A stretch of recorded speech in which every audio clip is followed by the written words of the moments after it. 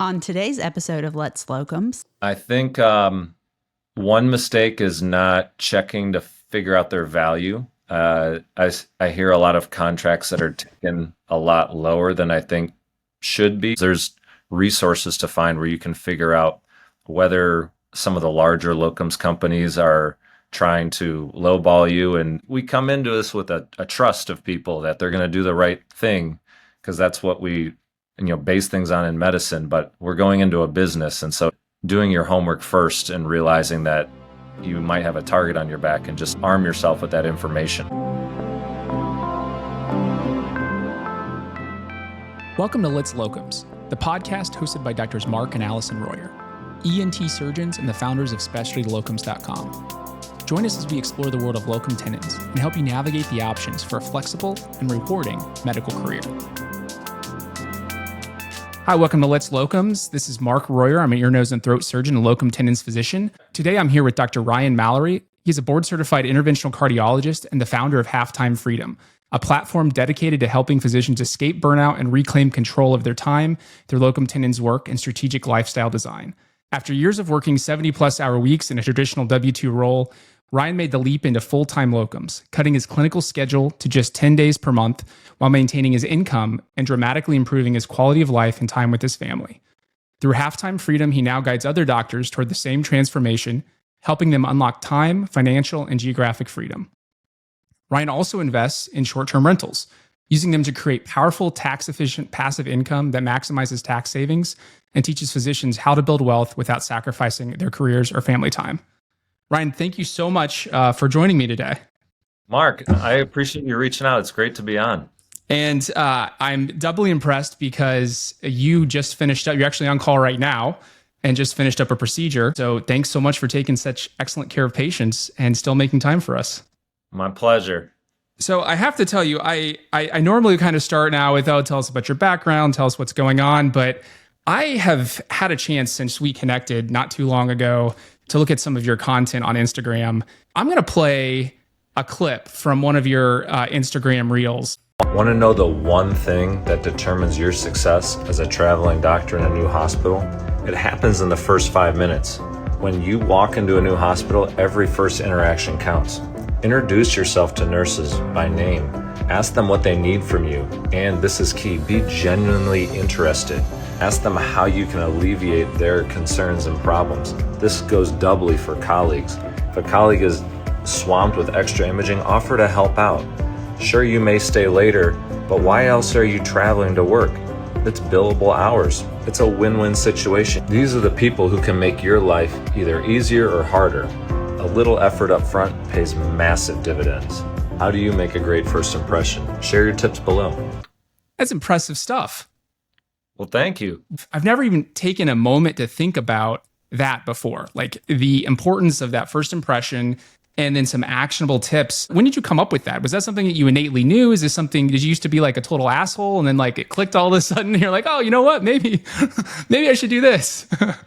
I've always been a little more laid back, and part of that I attribute to growing up with all sisters. Part of it is just my mindset. When I got into interventional cardiology, I tried to remember what it was like to be a resident or fellow and remember from that position how it was interacting with an attending. And I carried that with me after training just to realize that everyone has their own day that's going on. And, I get busy, but there's some things I can't do without other people's help. So sometimes I'm like, I was just in a procedure and the blood pressure monitor didn't work. I had no idea how to fix it, but I needed the blood pressure in order to, fix a heart attack. So it didn't make sense to just bite off someone's head when they're trying to fix it because I can't do it myself. So I just, usually just take a deep breath, think about the whole situation, and then think about how I'd want to be treated in that other person's shoes. And as I got into locums and started doing short-term rentals, I did a lot of learning about marketing and marketing yourself. And I started applying that. How does that work with locums? And part of that is like you're the Band-Aid for whatever issue is going on. So you're walking into a place that already has baseline stress. So if you can alleviate that that increases your value. And if it takes more of your time, perfect. That's why you're there. And it just, I've had a couple situations that this has worked out where I've spent an extra half hour talking to a family, but it's okay because I'm not here with my family. I'm going home to my own place. I'm able to do the little things that I think make a lot of difference in patients' lives. And, you know, other people say, I get calls now to me before anybody else for a couple of hospitals to make sure I'm available. And I think that's probably built up through what I talked about in that content. When you lay it out like that, it seems so simple. It makes so much sense. Why do you think we as physicians struggle so much to do that? Well, I think that they might bring with them the practice patterns they had that drove them into locums. I mean, the things that drove me to do locums is I had almost no time to think sometimes. I had procedure after procedure, clinic patient after clinic patient, get the documentation done, get home to see my family, do more at night. And at that point, you're already high strung and spread thin. And so when the third person asks you the same question, even though they didn't know the other two people asked you, it's very easy to just snap it and be like, please just leave me alone.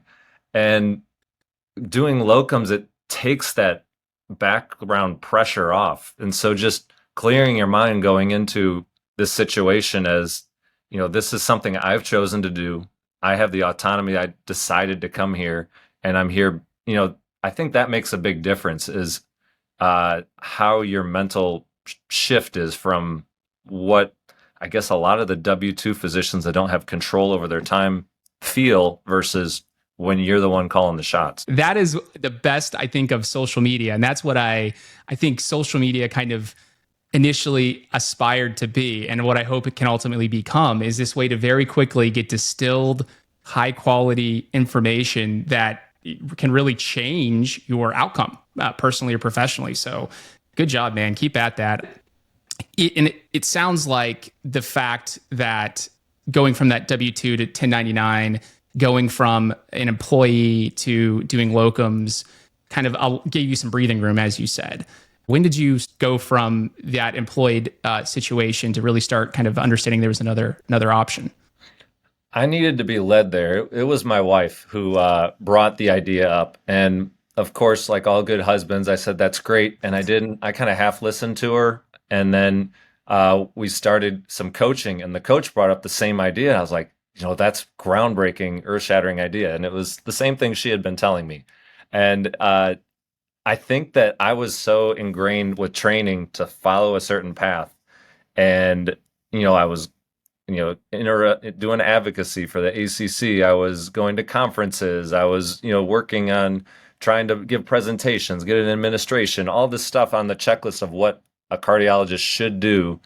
And I wasn't thinking outside the box, and it took a lot of personal pain with my job situation and life at home where I had the impetus that I needed to make a shift. And then talking to somebody, a coach that we had, and he said, hey, I've got a friend who's an interventional cardiology locums. Let me get you on the phone.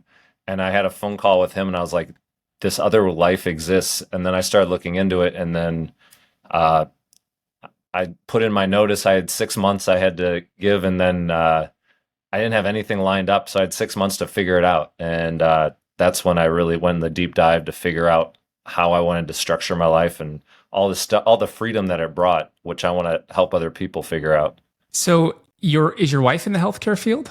Yeah, she's a radiologist. She's a radiologist. Does she do locums as well? She has, and she's probably going to soon. We'll have to see. Right now, we just got on the cusp of public service loan forgiveness. There's the W-2 portion, not for profit. But I think once, you know, everything clears, she's seen how it affected me. And, you know, she's the entrepreneurial mind as well. So I have no doubt she'd probably get into it as well. That's great. What a great team. You mentioned coaching. So that's something I've talked to a number of physicians that they've found value from. Was that a physician specific coach or was it more of just a general career coach? Yeah, it was a performance coach who was a physician. I got into a group of physicians that went to a financial literacy conference and then learned about a real estate conference. I went there and I met This guy, his name's Vikram Rai. He used to be a cardiologist. Now he owns multifamily, couple $100 million under assets under management, and he offered performance coaching. And so we talked to him about our 10-year goals and what we wanted to do, and he basically mapped out how we could do it in 3. And then we're like, all right, we're sold. So we started talking to him, and it was like, unplugging yourself from the matrix, just a different mindset, thinking as an entrepreneur, thinking about what's possible, abolishing the limiting beliefs that kind of keep you trudging along in medicine. It's so impressive. I mean, it's so hard to do. Inertia is such a powerful force to take that employed job, take the easy path, and not try to unplug yourself from the matrix, as you said. That's quite a story. I was asked to do an exercise where I imagine how life would be in 5 to 10 years if I continued as is. And what's the cost of not taking action versus what could be? How would I feel in 5 years if I was still doing the same thing? Would I be happy?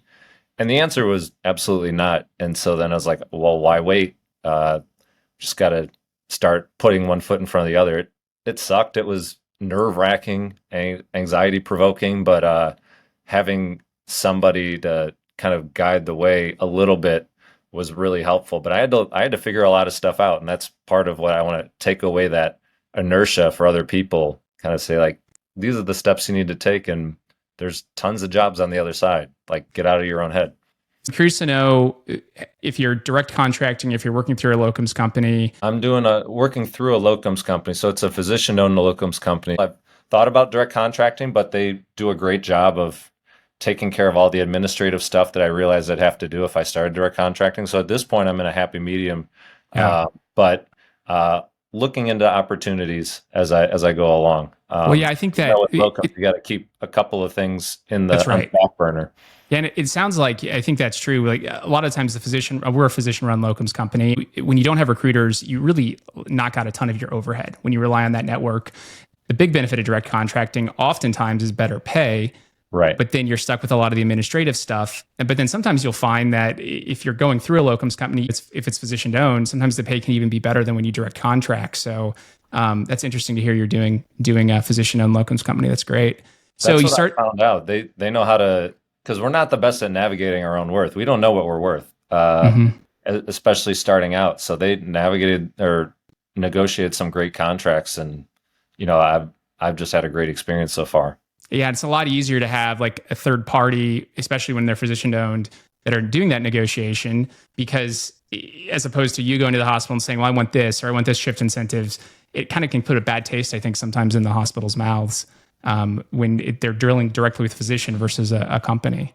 They're not used to. They're used to working with physicians in a certain light. They have you in that mind, but if they're working with a company, this is a business. We'll negotiate, whereas that's not really how we're seen. Once you started doing locums, how long into that, the working the locums, did you start Halftime Freedom? I started thinking about it, I would say last fall, and put together some content, put together a website, and really January 1st. So we're brand new, but there was just this year. Yeah, just the last year and a half. 2025. There was so much change that happened in my life that I was like, other people have to, as I talked to other people, like, I had no idea you could do that. And then they'd say, yeah, but how do I do this? How do I do that?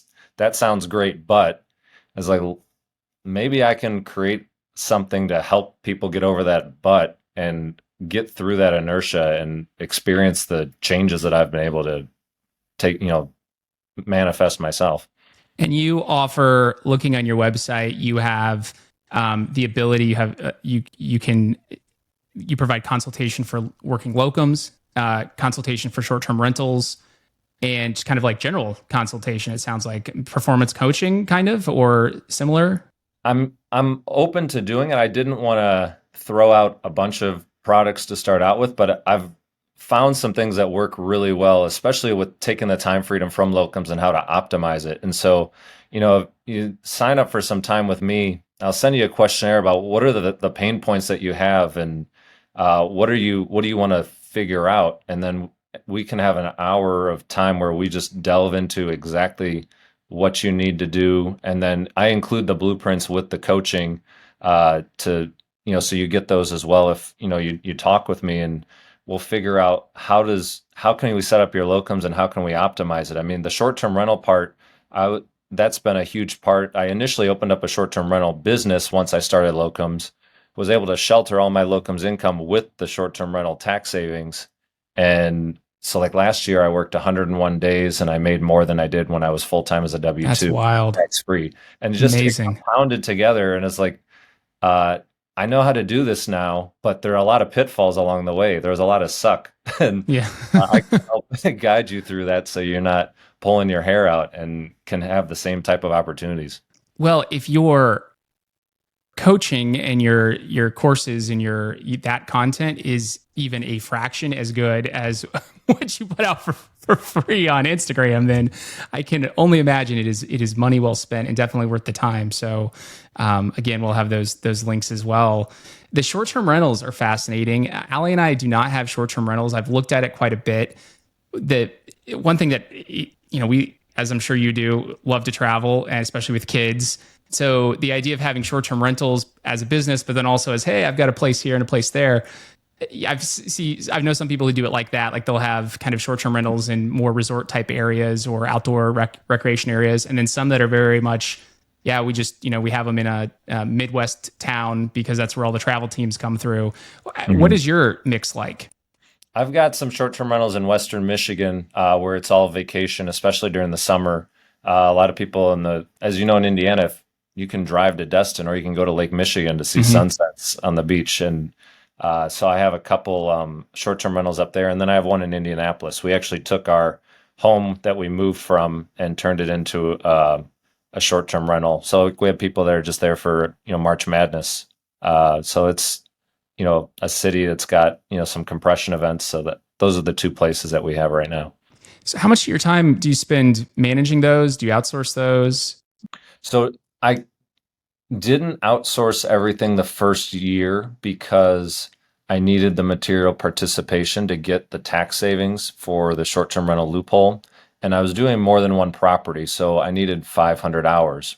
And so I thought that's a lot of time, but when I'm working as locums, I can also do my short-term rental stuff. So I spent a lot of the revenue management, marketing, advertising. That was when I got home from my shift. And so I was able to protect that time with my family and work on it while I was away on my locum shifts. And so just getting everything done while I was gone. And then, I had some customer interaction while there were bookings. But now that I'm not trying to get that tax incentive this year, I've started automating systems with my virtual assistant to handle a lot of that so that it can be done without me. The other option is to have a property manager, but you have to underwrite that 10 to 15% or that 15 to 20% with short-term rentals fee and make sure that you're still going to cash flow. Mm-hmm. Yeah, it's a pretty big cut that they would take in addition to whatever platform you're using. So that brings me to, not to get too far down a rabbit hole here, but I do love rabbit holes. My personal experience with short-term rentals started in 2016. It was amazing. It was a trip with our 1-year-old and Allie to New Zealand.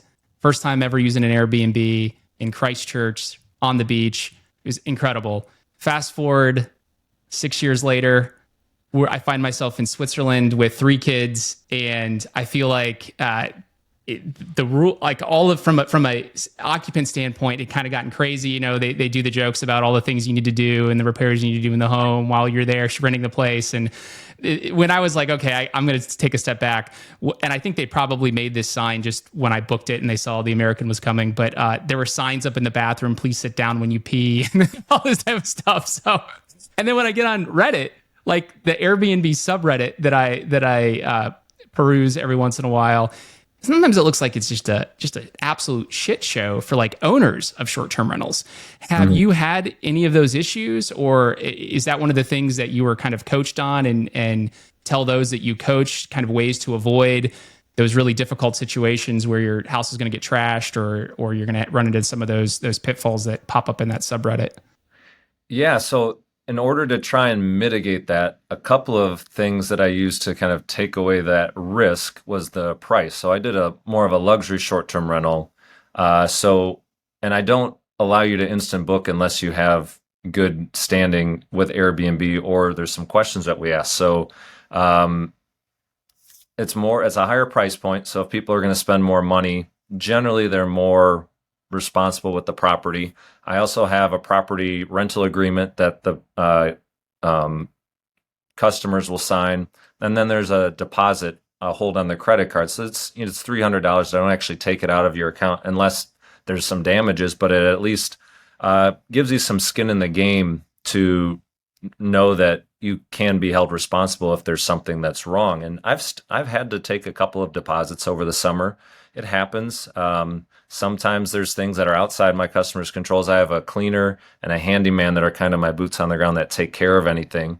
And so, sometimes you have to give some reimbursements if something happened that was out of your control. It affected the, customer's experience, but I'm providing a high-end experience. So that's kind of the standard that I hold myself to. I try not to be perfectionistic, but I try to give a better experience than, the average place that you're staying. Now, when I'm stay at short-term rentals for my locums jobs, I know how to go through and find ones that are going to work well based on reviews, doing it myself. And I'm at one right now every 2 weeks, and the owner brings me cookies every time I come. And I actually have cooking supplies that she keeps in her pantry and then brings back out whenever I come back, so that I don't have to Nice. rebuy olive oil every time I come for $7 a bottle and then throw it away. So little things, you find the right people, and it's a better way to travel compared to a hotel, especially if you're on the road a lot. You got to keep your routines from home. You can't put everything on pause. Otherwise, you just eat out all the time and gain weight. I found that a lot of the docs that are doing this full time really do prefer short-term rentals for those reasons. So are you guys expanding the short-term rental empire then? It sounds like it's going pretty well. Things have been going well. We just moved to Dallas. We're building a home. We've got some other opportunities that have come up. So we're not actively looking at the moment, but we have capital set aside in case an opportunity comes up. The big thing we're watching is they're going through Congress to look at the new tax incentives. And if they do bring back 100% bonus depreciation, right now it's kind of phasing out and it's at 40%.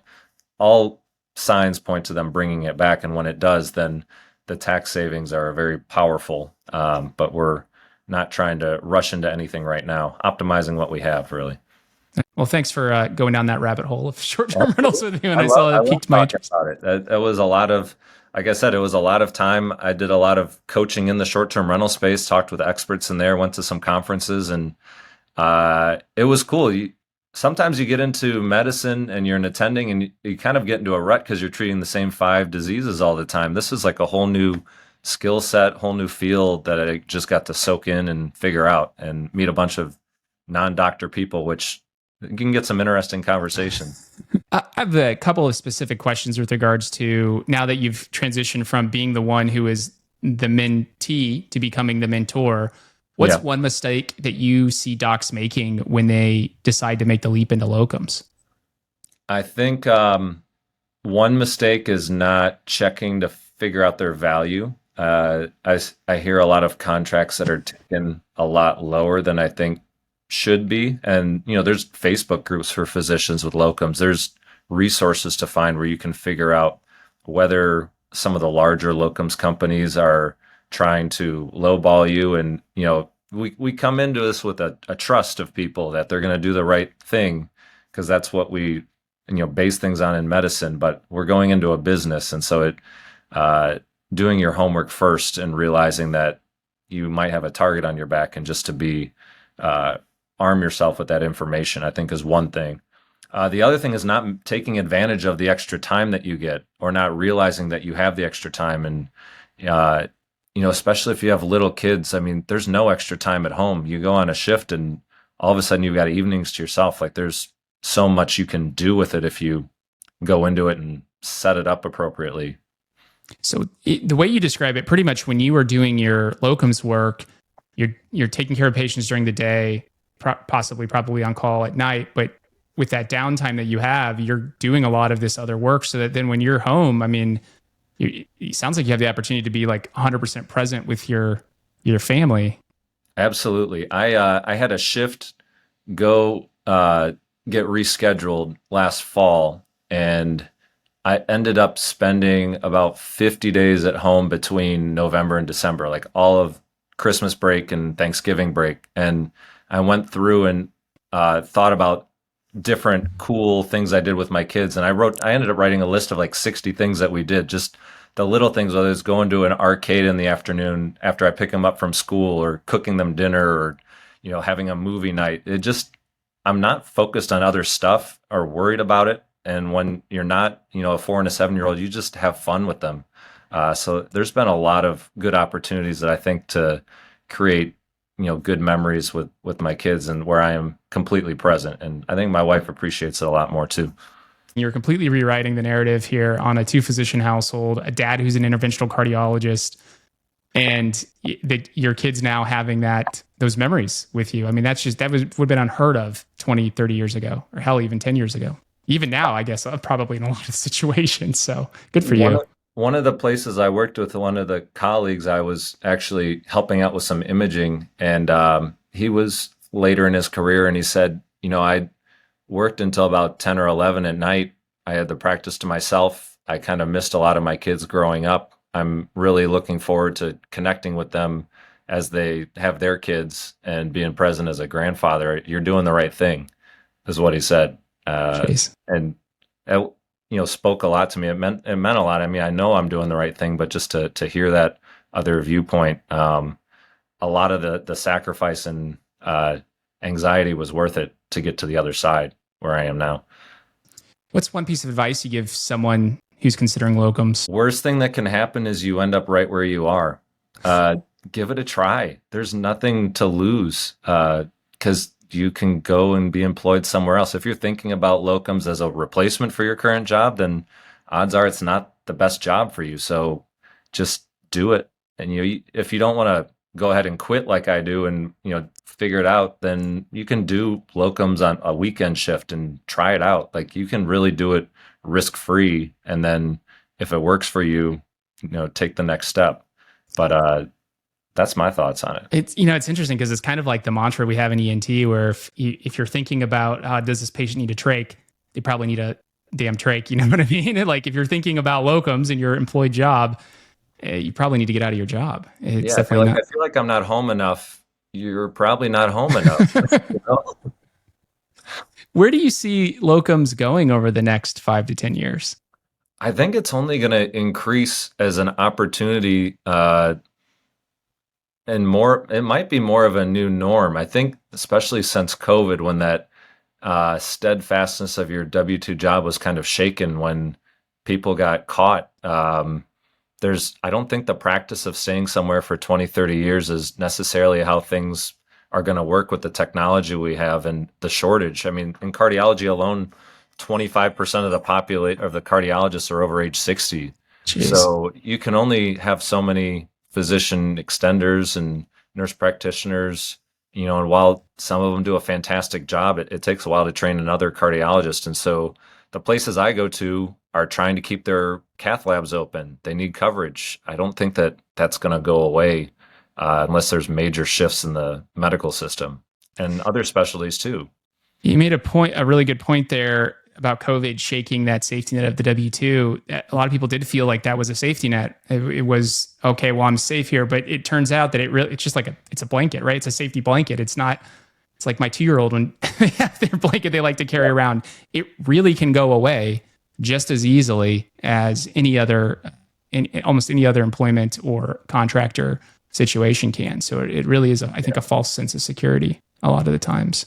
And the other thing I've heard and realized is nothing kills progress like comfort. You're comfortable enough to stay put, and it'll stop you from accomplishing amazing things.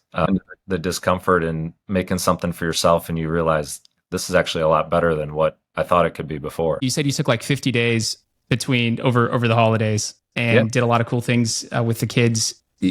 Do you find it hard to go back to work after that? Because I struggle with that. Like if I have an extended time off, I'm like, man, I find myself like as like I'm 2 weeks out, then a week out, and it kind of gets in my head a little bit. Do you experience that at all? Like the kind of dread of going back, or have you really truly gotten to a place where you're just like, hey, it's good. This was good, and now it's time to go and take care of some patients. I something happened in my first shift back. I was driving to the facility, and I think I may have felt a little like that. And I got activated for a STEMI right away. So now I'm speeding there. I get there. It's someone's having a heart attack. I stop it. The family's grateful. I have time to talk to them. And I was like, that was fun. That was what I got into medicine to do. And so I actually enjoyed it a lot. And I probably, seeing consults was a lot happier as well because I didn't feel like I was missing out. And I had time to focus on the things I enjoyed in medicine. And then the time afterwards, this year, I've always been, an avid physical fitness person, but I really wanted to start, adding muscle to my frame. So I got a routine at Planet Fitness, and I have an hour a day that I can go there now, which it's tough to do at home. Mhm. I kept on saying I was going to do it in December, and it just, I just need a good night's sleep, and then your 4-year-old comes in at 3 a.m. with whatever. So I find that I have a little more control over my schedule when I'm on my shifts, and I've set up the travel part where I'm in Dallas. I've got a Centurion Amex card, so I go to the Centurion Lounge. I've got gold status now, so I get upgrades. It's not stressful to travel either. So all the parts of it I'm enjoying right now. Well, that's fabulous. So before we transition into my Fast Five that I do for our guests, I would like you to tell us a little bit about Halftime Freedom, the services you offer. Yeah, with Halftime Freedom, I want to help physicians and other high-income professionals find ways to optimize their income and gain time and freedom and independence. So if you come on and we have a call that we can talk about ways to apply these principles that I'm talking about, the 5 freedoms, to your life specifically, but I have blueprints. I've got a 70-page blueprint for locums, where to start, what questions to ask to get started, what the credentialing process looks like, how to figure out a locums company, how to travel, what to pack, what to do so that you're not constantly unpacking, repacking, what credit cards to look at, how to get to a hospital and then make a good impression, how to start direct contracting from your initial hospital visit. There's just a lot of different things I've put into this that I've learned that I feel like if I was handed initially, I could have accelerated my journey. And then on the other side of it, I did a lot with short-term rental investing. So taking that W-2 income, that 1099 income, and sheltering it so that you don't have to work as much and you end up taking home more. So it's all about providing freedom, whether it's financial freedom, time freedom, freedom to work on yourself physically with your family. I want to give back to other physicians and help them realize the life that I've stumbled upon. Outstanding. We'll have links to all of those. You have obviously Instagram that I've been on, your website, and then you have a Facebook page, Facebook and Twitter as well, or Facebook and X. Excellent. Yep. Okay, Facebook, so LinkedIn. Yep. Excellent. Great. So Fast Five kind of questions. Usually I try to something that kind of stands out in my guest's background that I find interesting that I kind of want to know a little bit more about. So you're clearly a super dad. So I know a lot of times maybe screen time is frowned upon, but I do love watching a good kids show with my kids. So I'm curious, what's your favorite show to watch with your kids? With my kids, Paw Patrol grew on me after a while. When my son really loved watching my son's response to it, and then I figured out the characters' names, and then he thought I was really cool that I knew the characters' names. So it's just who's your favorite? Who's your favorite Paw Patrol? I got to go with Rubble. Rubble? Yeah, Rubble's a good one. Always getting into stuff, bulldozing things. It's just like an embodiment of my son. A city you want to book a short-term rental in, anywhere in the world? There's a lot. But I would say, I definitely want to, Lake Como would be great to visit. northern Italy. Yeah. It sounds to me like you love your specialty, but a question I did have was if you go back in time, would you change your specialty? And if so, what would you choose? I don't think I'd change my specialty. If I did go back, I might, I don't know, maybe derm. Sure. I don't know. It's tough to say. Maybe No, not. no speeding, no speeding for STEMIs and derm though. It sounds like, I mean, Yeah. so what I love, what stood out to me about you describing your situation, especially with regards to your job now, because you're independent, you now have the autonomy, right? And that's one of the things I think is really important to preventing burnout. Autonomy, feeling like you're well compensated. You said you work half as much, make more than you did full-time employed. And then the feeling like you're good at what you do. I mean, clearly you're good at what you do, and I think you appreciate that. But then also that what you're doing is making a difference, is making an impact. And it'd be hard to, it seems like you check all those boxes, and correct me if I'm wrong there, but Yeah. from our short conversation, sounds like that. Yeah, going back through all the training and everything, I don't know if I'd pick another specialty. I'm pretty happy with this one. And then it looks like you do some hiking outdoor. You said you like fitness out, kind of an outdoors guy. Do you have a epic hike that you're planning to do at some point? I don't have an epic one planned. I've had a couple of friends that have hiked Mount Kilimanjaro. I think going to Africa and doing that would be a fantastic experience. It's on my list. Seems like a hike that would be difficult to do, but not impossible. I'm not, having to scale mountain faces. Yeah, I don't think you don't have to rope up or anything, and don't need any ice picks. Just get used to the elevation from what I've heard. Yeah, I'm too aware of my own mortality to be, facing cliffs. Falling down a crevasse would be a rough way to go, I think. So yeah. Achilles probably a good option. And then, so you trained at one of the greatest medical schools in the world for your residency and fellowship as well? So medical school was Ohio State. So I was a Buckeye, and then residency fellowship and we're cardiology over at IU. At IU. So IU, that's, and their training campuses are in Indianapolis, even though IU is in Bloomington, their main one. What's your favorite thing to do in Indianapolis? My favorite has been going to Pacers games with my daughter. It's a lot of fun. It's very walkable downtown, especially whenever they have the All-Star Game, Super Bowl. I can understand that the bars, the restaurants are right there next to Bankers Life. They've got a nice thing going in downtown Indy. It's a great city, and it suffered a little bit during COVID, suffered a lot during COVID, but it has really come back now. So I don't know if you have the opportunity to, I know you have a short-term rental there, but yeah, great city.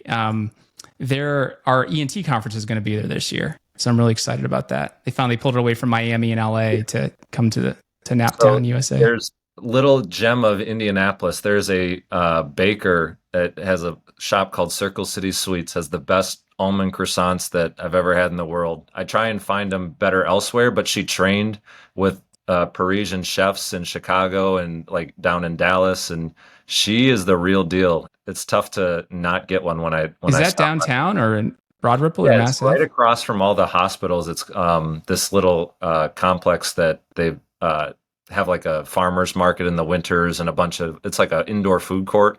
Oh, so yeah. not that Okay. far away from downtown. And that's then a great. couple of the coffee shops carry them as well, so that you can, she ships them out to them. And then another travel-related question here. What would you choose? A family trip involving a private jet flight. Now, I'm not talking like the Saudi oil 777 here. We're talking light business jet anywhere in the U.S. with your family, or business class flights with the family anywhere in the world. I'd have to go with the business class flights. You get the lay down experience long term. That'd be a lot of fun. It'd probably ruin my kids' travel because they would want to lay down every flight going forward. But we really want to go. My daughter's taking French. She'd love to go to Paris. That would be great to go transatlantic with business class flights. Awesome. Well, that's great. Ryan, it's been a pleasure. Thank you so much. I've had a lot of fun chatting with you. I really encourage everyone to get on your Instagram and get nonstop gold on there. I hope you keep putting that stuff out. I'm going to enjoy it before it goes behind the paywall, and then I'll subscribe. Whatever I need to pay to keep it coming. I appreciate the positive feedback. I'm just speaking my mind. I'm glad that you're finding value in it. Thanks for your time. Thanks for hopping on here in the middle of a locum shift right after saving a life. I really appreciate all that you do. And that time, and I got to connect with somebody else in the locums field. This is fantastic. Thanks for having me on. You have been listening to Let's Locums, a podcast brought to you by SpecialtyLocums.com and hosted by Drs. Mark and Allison Royer. SpecialtyLocums.com is a physician-run locum tenens company. We're dedicated to providing the best locum tenens opportunities for our amazing healthcare providers. Join us every week as we dive deep into the world of locum tenens. Time stays still.